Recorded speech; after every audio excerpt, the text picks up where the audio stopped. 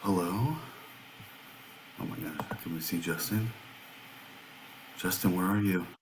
I don't know. Where'd you go? Let's see here.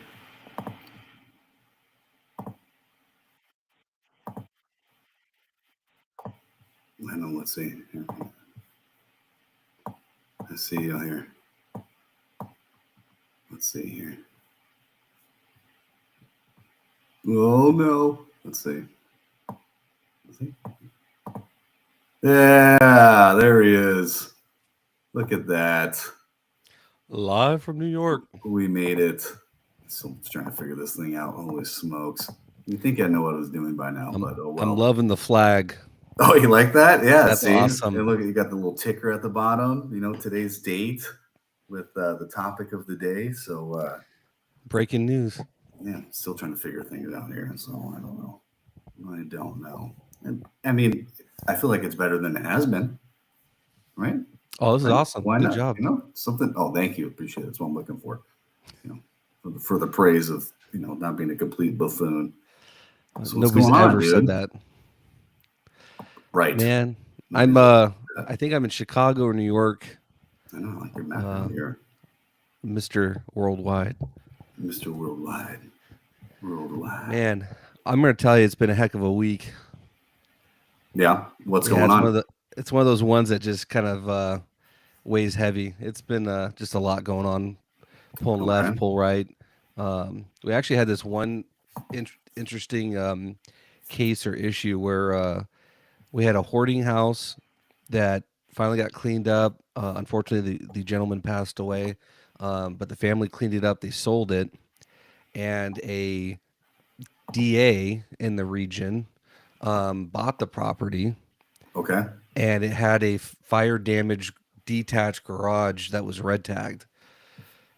So this individual threw his title around to the CM around City Hall and wanted us to get things moving and assist him versus just reaching out to us. But it was interesting. It's one of those cases where some heavyweight gets the whole department involved. You got the planning manager, the director, myself, code enforcement, building, all coming together because instead of just coming to talk to us, had to go all the way up the food chain. Yeah, why not? That's why I tell people, hey, just go straight to the top. Yeah, especially using the government email with the signature to make sure everybody knows who they are. Oh, I like that. Yeah, that's a good move. I like that move. So that took up a lot of free time this week, getting those things, getting that figured out so that we could politically handle it in a gentle way. In a gentle, soft, professional approach. Exactly. Right, there we go. That's it. That's our goal. That's what we're looking for in those type of things. Holy crap. How's your week? It's been good, man. I think that's perfect because last episode we talked about litigation and I have some cases at litigation at kind of different levels of whether it's just us initially contacting our representation from like an attorney standpoint or a representative of the city with the court process, or I have full on what do you call them, like a stipulated judgment. I believe is something Is that right? I don't know. We'll have to ask them. We'll have to ask our guest today if that's the correct thing. But yeah, so it's been good. I mean we're past winter break, so to speak. I think we're done with rain. The weather's been nice. Nothing but overgrown weeds all over. I mean, Right. weed abatement is just a joke right now.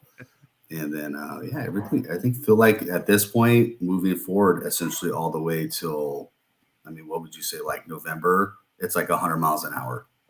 Hmm. I mean, we talked about like the lull during like winter Yep. and kind of like around the holidays, but I feel like now, like moving forward, like, you know, Game not on. quite in spring. It's like we're just full force. It's going to be 120. We'll be complaining about that here in like 2 months. So Is five where I work, it's like 40 when I wake up, and then it's 85 at lunchtime. perfect. How do you It's a great feel? way to get sick. I know. Why not, right? So yeah, I mean, other than that, things are good. So It's good. yeah, it is. You know what? It It's is a good thing to be good. It's a good thing to be good. I was trying to see if we're live on LinkedIn. Let me check real quick. I don't think so. I like created this event and stuff, and like, but I don't think it worked. You're getting very tech savvy. No, I'm not. I don't even know half the stuff you're doing. Stop. I know it's because I don't tell anybody. So let's see. Okay, so see, it says it's happening now, but there's like no video. So apparently I'm not like in content creator enough for LinkedIn, so I don't think it worked. So it's okay though. It's all right. We'll get it figured out. So we'll get on LinkedIn one of these days. No biggie. Phooey. And I'm It's all using a about the different Facebook. camera, so we're making it work. It's all about the Facebook, is that what you said? Yeah. Great. Yeah. It's all about the As long as Facebook. we don't get censored because Yeah. we're having too much fun. Too much fun. No censoring. Okay. I mean, so here's the deal. Are we going to dive right into it now with our guest? I think we should do it. We talked a little bit about what's going on. Let's dive in. Yeah. Okay. So give me a second. Let me make sure this works because we're going to transition here. All right. We have him backstage, ladies and gentlemen. Okay. We have him backstage. Okay. This person is a attorney for the Bay Area Receivership Group. I've taken one of his courses at the CASIO, the California Code Enforcement conference that we have every year. And it was awesome. This individual is very down to earth. They're very real. They're very humble. They're kind of like exactly, if the Code Locker podcast needed representation, I would probably go to this guy because this is like what we're all about. Okay. I'm going to try to introduce him here and then to transition without further ado, Ryan Griffith. Hello. Hello. Welcome. Oh my gosh, it worked. Yeah. Dude. Brilliant. Different background. Look at that. Awesome. I'm done, dude. We'll I'll start see you off guys on a later. good foot. Yeah, I'm out of here. Drop What's the going mic. on, How's it Ryan? going? It's going great. Thanks for having me on. I appreciate it. Yeah, no problem. So I don't know what you heard of us talking about you or what's going on, but why don't you introduce yourself a little bit, kind of give us a quick snapshot of the firm you're with and like what's going on and what brings you on today. Sure. So yeah, I actually have, never really knew what code enforcement was before law school, and my first, but that's basically all I specialize in now, and I really enjoy it. My first job was actually, and I listened to your episode last week about lawyers, and I thought you guys did a really good job, by the Awesome. way. We appreciate that. Yeah. And so my first job was actually in-house with the Vallejo City Attorney's Office, and they had a program called the Neighborhood Law Program, which I really think is a good idea for code enforcement because it kind of gets young lawyers to work with code enforcement. And I know a big problem that I see in different cities is kind of a disconnect between the attorneys and code enforcement. I know you mentioned a lot of times like they hire outside firms, which are really good, but it's hard. There's a lot of communication that doesn't get done. And anyways, in Vallejo, I really got good at receivership. For those of you who don't know, which probably most of you don't, Vallejo was one of the biggest cities to go bankrupt. And so there was a massive amount of code enforcement stuff. Jeez. Yeah. So, people were just this was like kind of during it wasn't right at the mortgage crash, but it was kind of the repercussions of it. So there was all these I don't know if you guys are familiar with the term zombie foreclosure. I'm happy to explain that a little bit more, but Okay. there was a ton of those in Vallejo and around the country, really. Um, I don't see that as much. It's still a thing that receivership can fix. And then I met my current partner in this who really had a background in receivership. He's not a lawyer himself, but he's an MBA and he knows how to do all the business and management stuff. I just know how to do the legal stuff. And we just met at a conference. It's like one of those random things. Wow. Okay. Shook his hand and I was like, oh yeah, I'll probably never see this guy again. But he's persistent and he got me on his team and It it's worked. been fun. Yeah, it worked. So, never know where life's gonna take you. So Yeah. now I'm on the Code Locker podcast. So all There my you go. dreams, all my going dreams places. are met. Right. Yeah. It's only up from here. I Yeah, think. exactly. That's what I mean, everybody's version of up is different. So we'll see. That's Um, true. Well, it's funny you say that, I'll never see this person again, but they were persistent. So Yeah. Justin and I had never actually met in person until the KCO seminar last year. Mhm. So we had been doing it for months and months and months. And it's like, and we actually really don't live that far from each other, which is pretty stupid. But yeah, so it works out sometimes. It's just when the stars align, so Totally. Yeah, you had a booth there, didn't you? we did. Yeah. Yeah, I we were remember lucky. seeing it. Yeah. Went So that live. was the first time you guys met, huh? Yeah, it was the first time we met. Yeah, That's this live thing from the KCO conference, and thank you KCO for that. We had a great spot, That's fun. probably not deserving of the location that they set us up at, but it worked out. So we do appreciate that. Um, I know there's been a couple articles you have written regarding like receiverships. I think you just mentioned what is it, neighborhood law, the NLP, correct? Yeah. And then zombie foreclosures. Since you brought that up, why don't you jump into like what a zombie foreclosure is? Because there's some people out there to think that we are, coming up on a downturn, and that potentially is going to be a thing again. So, if you don't mind briefing us on what a zombie foreclosure is? Sure. Yeah. And yeah, I agree. It could very well come back with the market happening how it is. So Right. yeah, it's something, and a lot of these code enforcement things, once you really dive in, it makes sense, but so I'll explain it. So zombie foreclosure basically is when someone doesn't pay their mortgage for a few months, the bank just generates what's called a notice of default. It's basically a form letter, but it's very scary, probably written by a lawyer. And a lot of people think, well, I didn't pay them. And it's usually in more lower income areas. They're like, well, I didn't pay my mortgage and I got a letter from the bank, so I'm getting kicked out of my house. So I'll just voluntarily leave before getting forced out. So they Okay. leave and walk out and just assume the bank is going to take it, like why Yeah. wouldn't they? I didn't pay, I didn't, but I didn't Yeah. pay my money, so the bank will take it. That's not the most illogical thing you can think of. No, yeah. So they walk out and they got a letter from the bank saying, we're going to do this if you don't pay. And they get a notice of like, you owe some big amount of money that they can't pay. And they're like, well, I can't pay that. Goodbye. Later. So they're like, well, all right. Thank you for that scary letter. And they walk out and then the bank never actually forecloses. And, I used to think maybe the banks were evil until I started doing this. And I was like, I think they're more incompetent than evil. Like, It could be the same Probably. thing, really. I mean, could be if the you think same about it, thing, because especially when I you're was- talking about that amount of money in people's lives, right? So, yeah, it was just kind of like, wow, okay. Because I mean, I was kind of like all pumped to go to court on my first one. And so to elaborate on it a little further, so the property just sits vacant and the owner assumes the bank takes it, but the bank realistically probably doesn't even know they sent the form letter out. And meanwhile, it sits abandoned for a while and the weeds overgrow, maybe a window breaks, something happens, and then it's Right. just a target for squatters. Squatters say, oh, that's abandoned, and then they just really start screwing it up. yeah. And then then code gets called out and says, what the hell is happening here?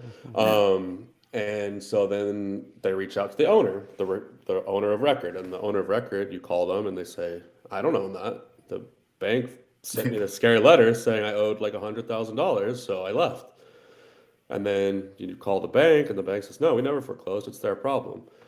And so you're in this tug of war of like, well, okay, I don't really know, if you're it's both people are saying it's the other person's problem. And technically, legally speaking, the bank is right. They don't have to foreclose. But the owners obviously didn't have $100,000 or whatever the amount was to pay their basic mortgage. Now it's a full-blown crack house. They don't have the money to fix it, hire a lawyer to get rid of the tenants or do it. And they're just like, I don't want this. They want to walk away. And, then code will send notices to both of them. And that's maybe one of the issues with it. You just issue fine after fine. And okay, like you're finding this owner who has no money, so nothing's gonna. And I think you even mentioned on the last podcast, like sometimes you can just issue fines and fines, but the neighbors are like, that's great that you issued a fine. I'm happy about that, but I'm still seeing this horrible house in my neighborhood. Right. Like, so Cool, you're gonna maybe get your money one day, but I still have to live next to this crap. right? exactly. It's like Yeah. I'm happy that you sent a letter, So They should be citizens fines, by the way. Neighbors should be able to find neighbors. Get a is what piece they of the should be cut. able to do. Yeah, exactly. yeah, and so it just goes from there, and there's really no answer other in that particular situation. A receiver comes in, or the city will appoint a receiver to fix it, and then the receiver says, "Okay, well, neither of you are going to figure it out. It's my property now," and the receiver can take ownership, and that's what we do. We're a receivership firm, and we have funding. We come in, we get the squatters out. We fix up the property and we can sell it. And it's always interesting. Like I said, like I think the banks are incompetent. They almost never show up at the very beginning, but at the very end, then there's money on the table. Of Like, course. you're selling the house and then they're like, Yeah. what? And you mentioned a lot about how important documentation is in the last episode. And like you show up to court and the bank will like, we had no idea this was happening. And then in court, you're like, well, I don't know how you missed these stack Yeah. of notices, but It's about and that there's big. numerous phone Yeah. calls. So it's right. kind of like, so, and then, this might be a little too legal type, but there's a thing called super priority liens, which receivers get. So we get paid ahead of the bank, and obviously the bank does not like that. No. But it's like, well, bank, you could have fixed it. I mean, nothing was stopping you from foreclosing. So Right. that's your problem now. If there's money left over, more power to them. I mean, that's the end of it. But they fight that, and there's been a few appellate cases that I've been involved in, and they've lost every time on that. But yeah, that's maybe hopefully not too long-winded an explanation, but that's how zombie foreclosure comes up. Okay. And really, in that situation, receivership really is the only way. Sometimes the bank might come up early and fix it and foreclose. I mean, voluntary compliance is always better than a receivership if you can do it, but Right. there's just times when it can't work. So that's zombie foreclosure in a nutshell. Okay. Regarding that, is there you might not know this, but we've established that banks potentially could be incompetent or evil or both. Yeah. Is there a reason why they don't want to foreclose? Like if they go through the process of sending this letter, eventually scaring people out of their homes, kind of like a harassment or a threatening, tactic. What makes them decide that they potentially aren't going to foreclose? Sure. So I think there's maybe three potential reasons. First is they're literally incompetent and don't even know they sent the letter out, which I mean, I wouldn't be shocked if that happens sometimes. Then there's what's called, I don't know if it's even still in effect, but it's called the Homeowner Bill of Rights, which had a whole bunch of protections to Okay. not foreclose. So, when the foreclosures were happening, there was all these, the robo signing, all this weird stuff, where there were a lot of wrongful foreclosures, and the law wanted to protect against that. So the banks have to comply with all these laws to not foreclose, and like kind of one of the repercussions of that. And I think it was a good law overall, but one of these things is like, well, the banks can't foreclose. They have to like follow this strict timeline of all these things that take a long time, and it gets lost in the weeds, and it never gets done. And then I said three, but I'm going to say four. Another thing is the owner might file bankruptcy, and then the bank can't foreclose, but receivership can get around that. It's really the same as a zombie foreclosure situation. They file bankruptcy and assume it, but the bank legally can't foreclose. And then if you want to take the evil route, it is that they Yes. don't want to that they don't want to list, like in Vallejo when like the city went bankrupt, everyone was leaving their house. If you list 10 properties at the same time, you're not going to get as much value. If you list one or two at a time, and slowly reduce your inventory, you're going to make more money. So that's kind of the Okay. evil route. If you list 100 properties on the same block, you're like, what the hell's wrong with this block? Even Right. even though Right, they yeah, could. yeah. So they might list one Okay. or two, even though they could list all 100. They're just out for the money. So Right. I think it's all four of those things, to be honest. And Alright. the evil one is the most interesting theory, but I've never been able to prove that. So Could be theory, could be fact. Who knows? I wouldn't shock me. Yes. Either way, it's there. Yeah. Go ahead, Justin. Well, I was going to say is we had a case at one of the first cities I worked at. What in situations where, as a receiver, you go out there and you look at what you need to do to fix the property, your cost.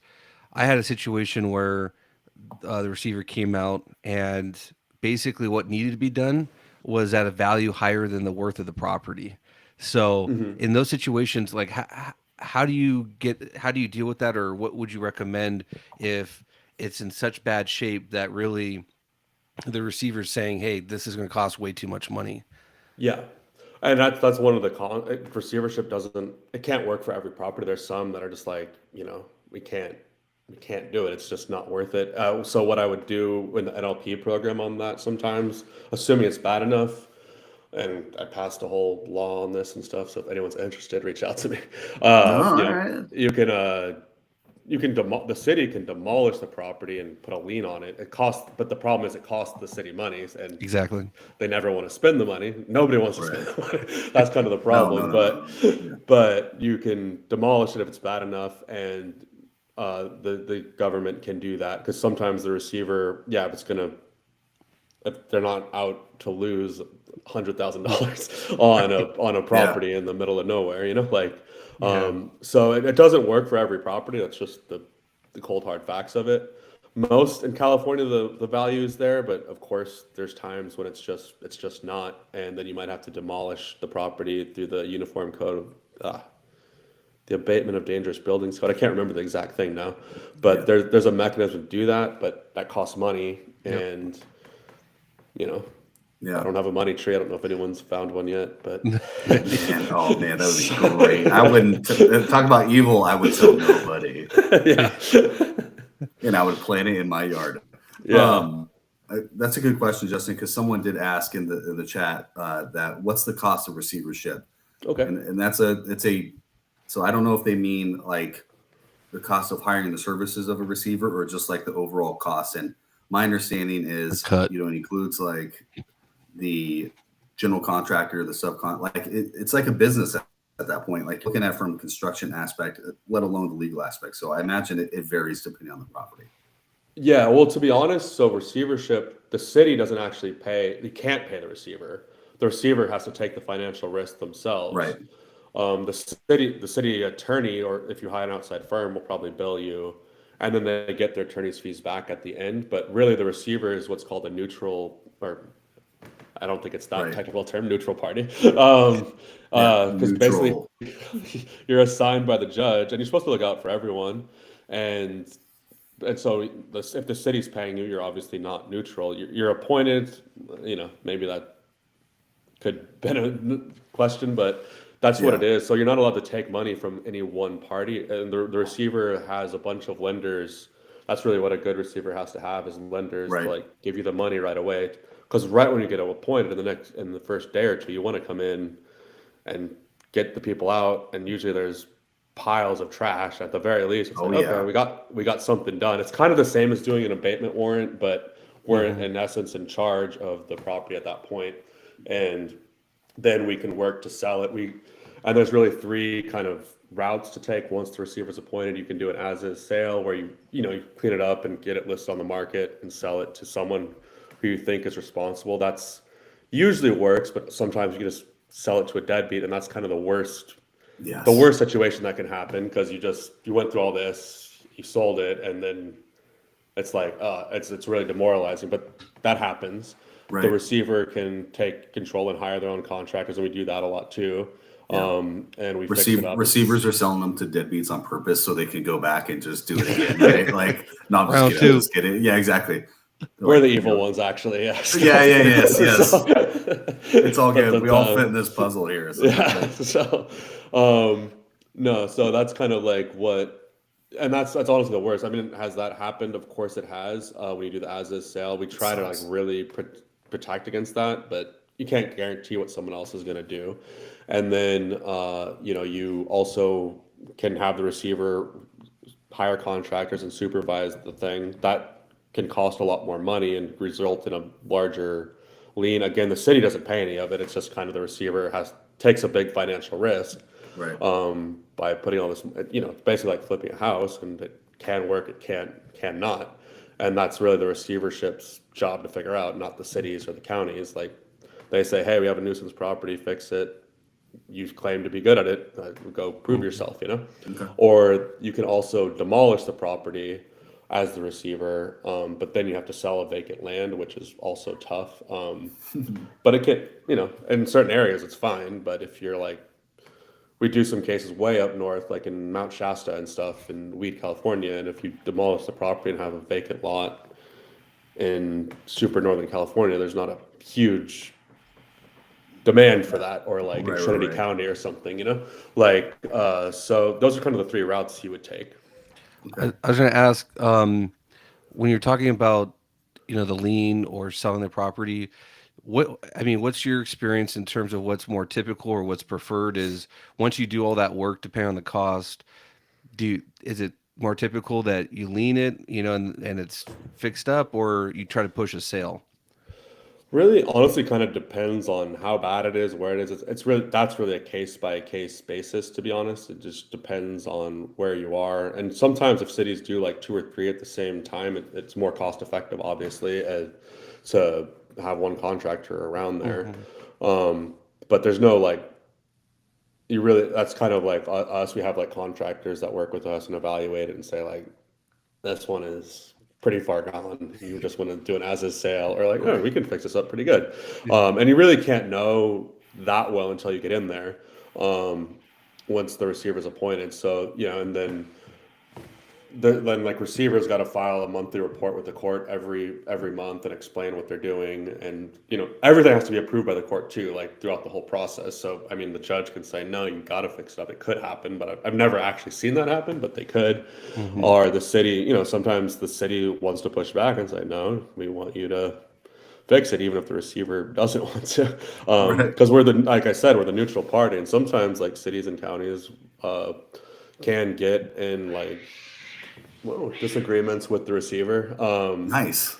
So Like that. it It's can a happen. good neighborhood. Yeah. So we obviously try to avoid that, but there's times when the city wants something, or believe it or not, some council members don't agree on some things, and they might have a different plan, and Right. they might tell the city. Did you just say they don't agree on things? Come on. I know in politics, who would What? Please. This is Justin's favorite topic, by the way. Side note is politics. So if you ever want to, really get him going, just say something about Get him politics. Yeah. He loves it. So awesome. I But yeah, so to answer the question, I mean, it's really case by case basis. There's really we really can't know until we get in there to really sum it up. okay. One of the articles that I saw, you talk about drug abatement program. Oh yeah. Yes. Can you dive into that? Because Justin's worked at a few different places. I have as well. I don't know if I've ever worked with our city or county's representation specifically for that, or have been a part of that process. I know other places are big into that, and I've gone to different trainings, and that's also a big thing that we can use for code enforcement with our city representation. Can you just elaborate on that, and like actually how that looks like and how that works? Because I don't think it broadly works for obviously every agency.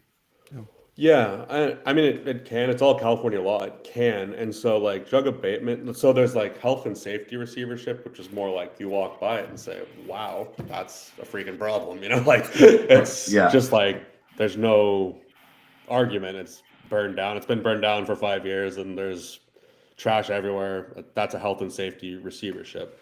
Drug abatement might be like, okay, like code gets called there, the police get called there. Like the thing I've been seeing a lot is like kind of running a casino like late at night in a residence. Like I see that a lot, and then obviously there's drugs and other stuff going on, and the neighbors don't like having a casino in the middle of the neighborhood because that leads to problems. That's And a cool neighbor. Yeah. Sounds like a movie I've seen. I know, yeah. Yeah, maybe. But oh yeah, I got it. So and that can that's just something I've been seeing. But or if it's just like a known drug house, the cops go there like every week, and it's like, okay, we arrested, we recovered a bunch of marijuana would probably like go in California, but let's just say a bunch of like cocaine or meth or something, and it's like we're there every week, and somehow the building doesn't look that bad from the outside. Mhm. Maybe on the inside it does, but if you have like a bunch of calls for police service, and there's a lot of documentation of drugs, you can use the Drug Abatement Act to really shut down the property. And you can later appoint a receiver. It's a little different mechanism. It's called a post-judgment receivership instead of a health and safety receivership.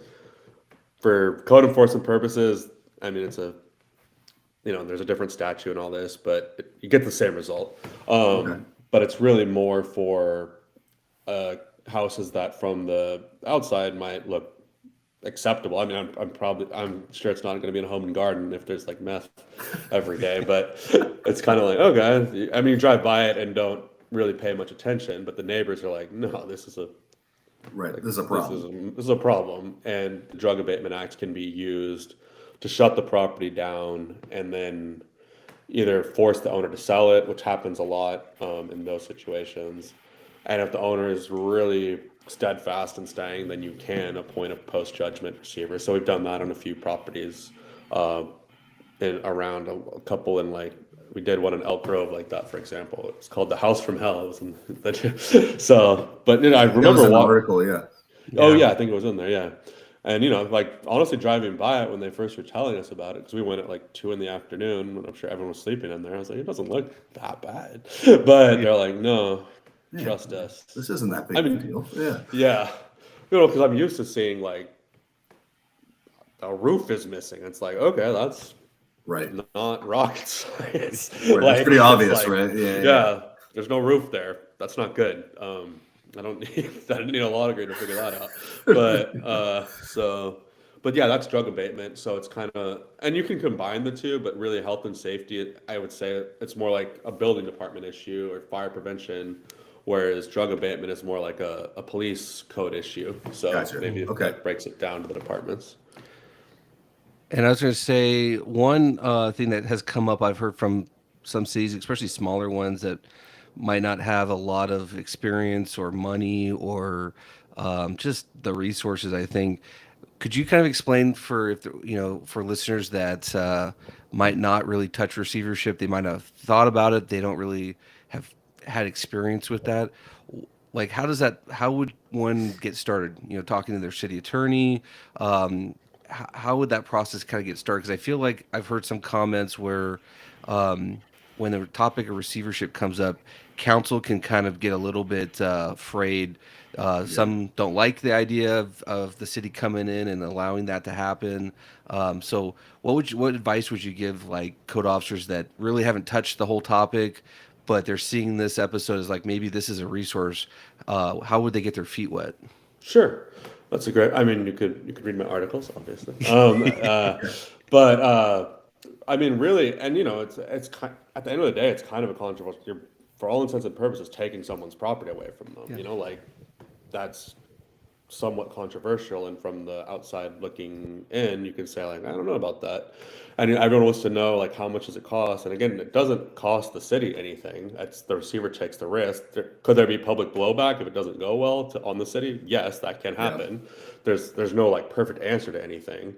But as for to alleviate some concerns about due process, there's a bunch of notices you have to file and like serve, like you were talking on your last episode about these like legal letters. You have to like serve everyone with what's called a recorded interest on the property before you even file the petition. And so there's like 3 notices before you get to receivership. There's what's called first the 17980.6 notice. And I tell cities to just try this a lot, because I'd say 10 out of 15% of the time just scares someone like, oh, okay. And they fix it. And it's really just a notice. Because you send your code notices, maybe your admin sites, your notice of violations. But this is a little different. And it's only like 1 or 2 pages. And it just says, respond in what a reasonable time is what the Supreme Court has said on it. Right. There's no, I don't know what I would do it between 15 and 30 days. Some do longer, some do shorter. There's no right answer. And realistically, you're not going to go to court on it for months anyway, so it doesn't matter. Yeah. So you post that notice on, and that's just a piece of paper where odds are it's going to end up on the trash somewhere. But, I'd say 10% of the time, like, they're like, oh, crap, I should talk to someone. Yeah. That's a very minimal effort and possibly high gain, because then at least you get contact from the owner. Then once that reasonable time expires, then you got to do it. That was point 6, then the point 7 notice, where you have to get a title report and see all the recorded interest. And a lot of times there's like a bank, and maybe, who knows, it's always a different thing. Some are clean, some are really messy. And then your city attorney's office needs to send a notice to all of them. And I'd say maybe 20% of the time, someone on that list is like, oh, okay, oh crap, I didn't know that. Let's fix it. So A random person that didn't even know they were on like an interested party in this property. They're like, oh crap, I Exactly. remember that from like 20 years ago. What the Yeah, hell? or they had a judgment on it, or a lot of times it's like 3 banks on it, and like one They of them don't even accepts it. know. Yeah. Yeah, well, that's a whole thing with like, I'll digress. It's like MERS, where they assign their mortgages and they don't even know. Like, that's the incompetence of it. Yeah. Where it's like they don't even. Oh, that was our mortgage. Oh, you have a $1 million property in like Napa. Oh, thanks for letting us know. Yeah. Appreciate it. That's like finding that money tree we were talking Yeah, about. Why not? exactly. There you go. And so you do those process. Then if nobody responds to any of that, then you're like, okay, we really have a problem. There's nobody here. And like honestly, kind of the most common thing I explain is like a really easy to understand situation of that is like the owner's deceased and has no kids. Like, you can send all the notices in the world. Mm-hmm. Obviously, it's not going to anyone. So that's where receivership comes up. You still got to do the notice process. You might have to do notice by publication. And then finally, once those 2 steps get done, then you file the lawsuit. And then you go to court. And then that's always an interesting hearing, because I never know who's going to show up to those things. Like, it's usually like, I don't know. It's nobody. It's 20 people. It's like, Yeah. I never know who's going to show up. It's just All very sorts of people interesting. at that. Yeah, sometimes it's a crowd of people show up. Sometimes, I'd say more often than not, nobody shows up, and it's always like, I didn't know, I need more time. And it's like, okay, great, you're here, Right. you're in front of a judge. Why don't you set a timeline? Great, okay. And sometimes the judge will just be frustrated at a point, and then it's not uncommon to be like, okay, the judge will say, all right, if you're really serious, get a contractor, hire someone, get some sort of documentation in the next Something. 30, 60 days that you've done something.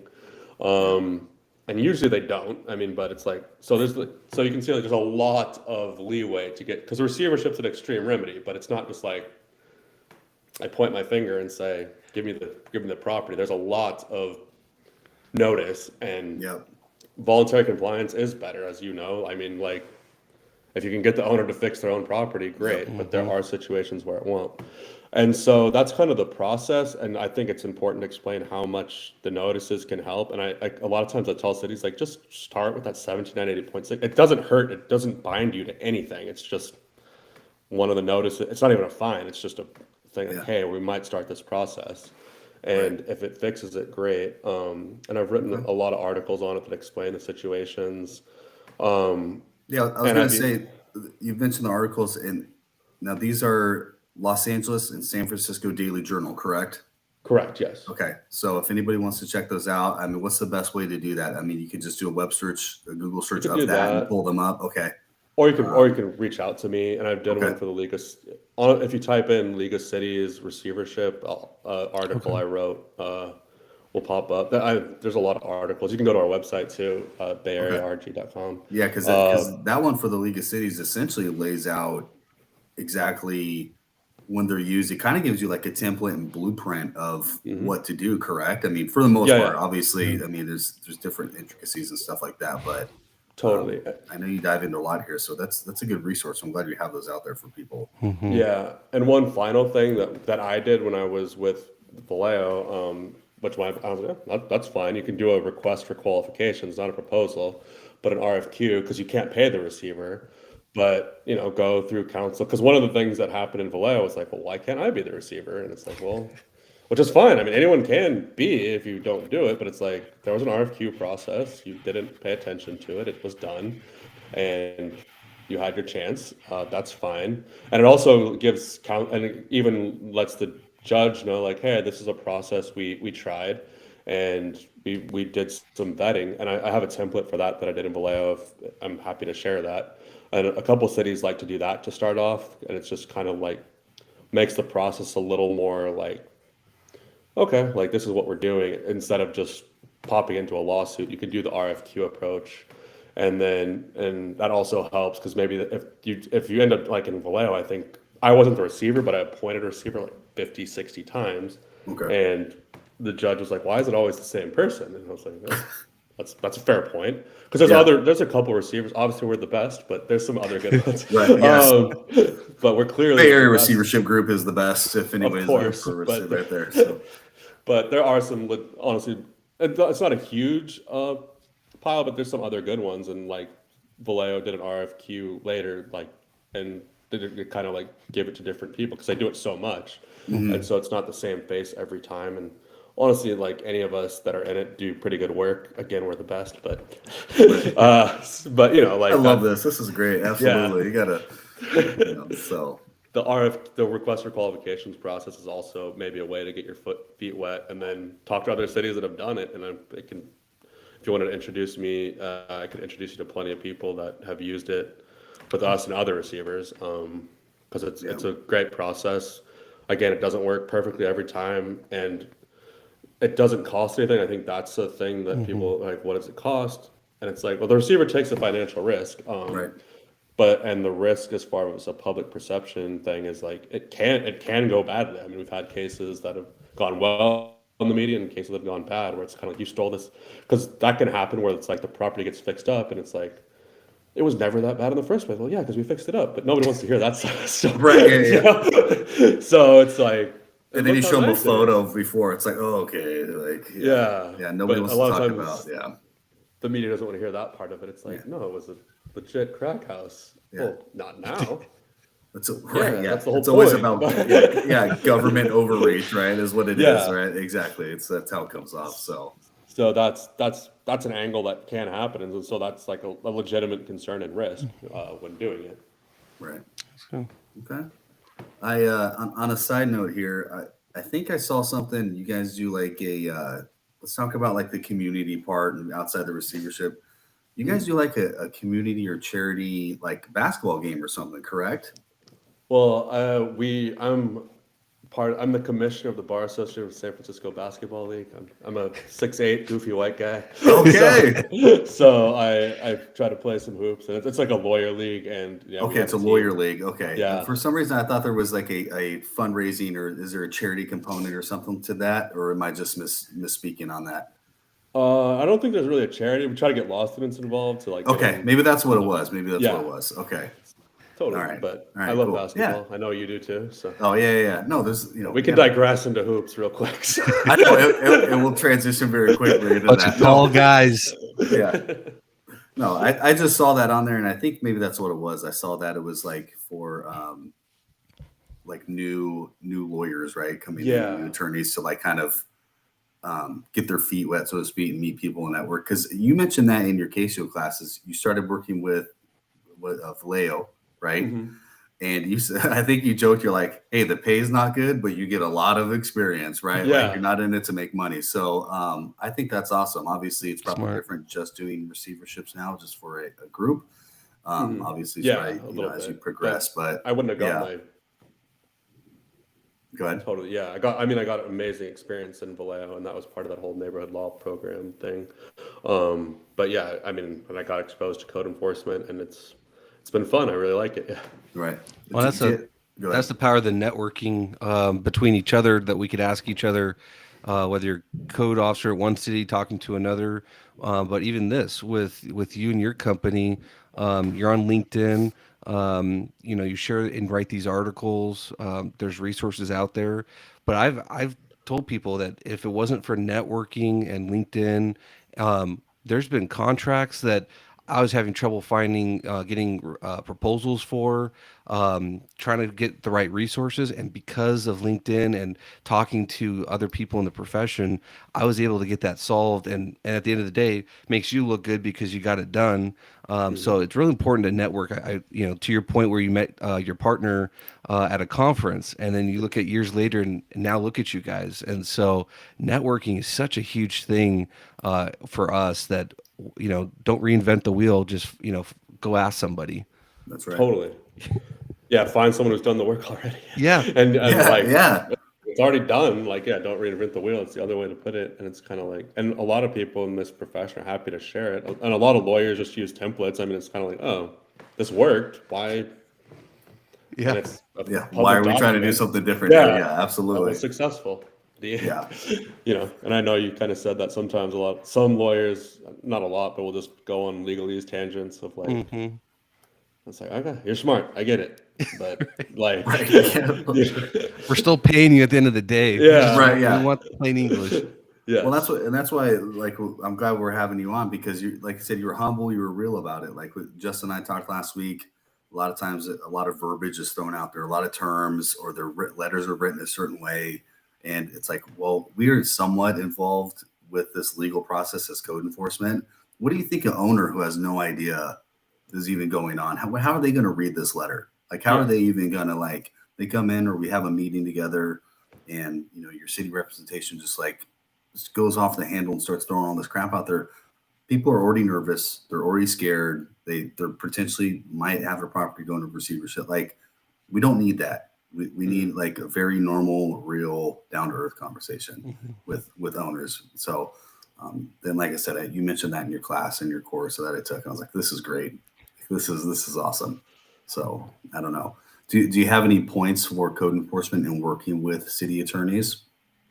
Like Well, anything that we should know that would make the relationships better or anything like that, just in your experience, or are we just need to do our own things?